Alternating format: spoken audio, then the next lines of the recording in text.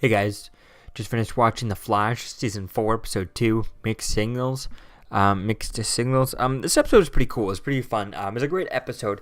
At first, I was watching this episode, and by the end of it, I was thinking, I was like, oh, is this going to be like a filler episode, and this and that? And I could see what they're doing with these episodes. How, last week it was one thing. I mean, obviously it was getting Barry out and all that stuff, but then it was because it was the first episode. But this week it was just kind of like, it felt like it was a filler episode, and then they just attached this little bit of a, the thinker guy connected to this. Now, it's interesting because you at first you think, oh, it's a filler episode, and then it turns out it's not kind of a filler episode because it was all a part of Thinker's plan.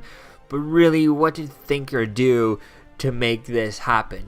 What did he do to do this, and how did he set all this in motion? And I don't feel like whenever Flash or the Team Flash finds out about Thinker and that he's behind all these things, are they really going to explain if each episode is a different character like this, different filler episode with a little bit of Thinker attached to the end of it, and type of thing, like Villain of the Week episode with a little bit of Thinker attached to the end of it, which I think could be cool, but I think he needs to just build up a few characters and then have things go with it and stuff. And I think it'd be cool to see his touch, show us as the audience a little bit more his touch to it, and how well he's thinking, outsmart the audience, really show us how well he thinks and how did he do this, what did he do, because just showing us at the end of it doesn't really show us what he did to make this happen. How did he know this guy was going to do this? How did he do this? How did he make this? How did he make sure that this guy was there, did he make any of those billionaires fly,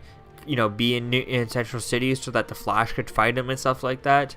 I don't know. It just didn't seem. It doesn't seem like he had that much effect on this episode. He was there. We saw him.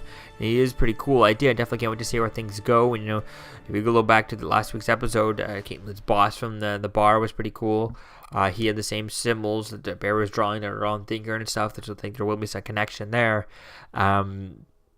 But all in all, in this episode, it was a fun episode. It was cool seeing Barry doing the thing to the suit and dealing with the stuff with Iris, and Cisco dealing with the stuff with Tragedy and stuff. Tragedy?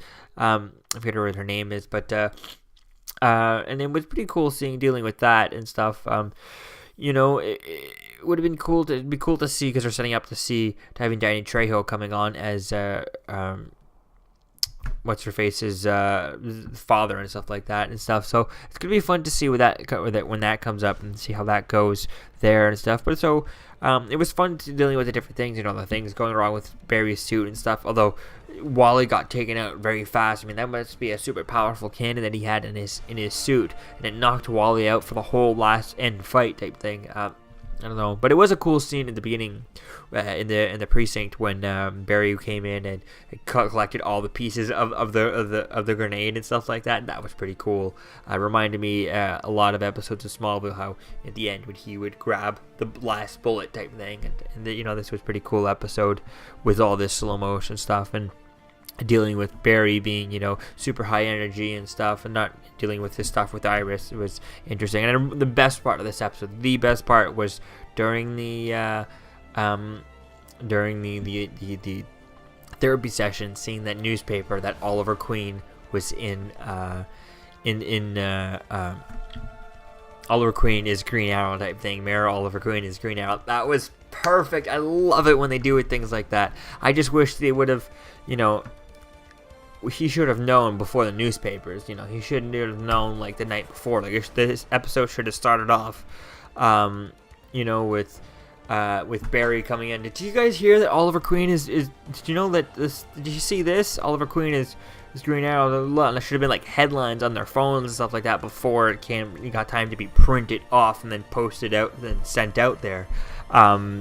So I don't know. I just think it would have been cool. Also, would have been cool to see him, text Oliver and just is there anything I can do to help type of thing? And he's just nah, I got this, type thing.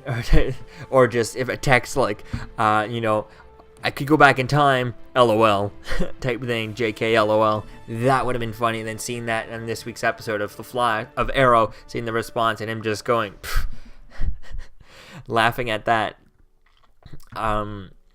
I think that would have been really cool. It would have been funny if they did things like that once he found out, he texted Oliver.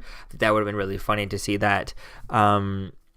Or even just seeing them on the phone without hearing either's voice. You hear one half of the conversation on one show, and then hear the other half of the conversation on the other show. So you don't have to have anyone go over to any show. You just have half the conversation on one side, half the conversation on the other side. I think that would have been really funny and really cool to do. But the texting would have worked very well, easily.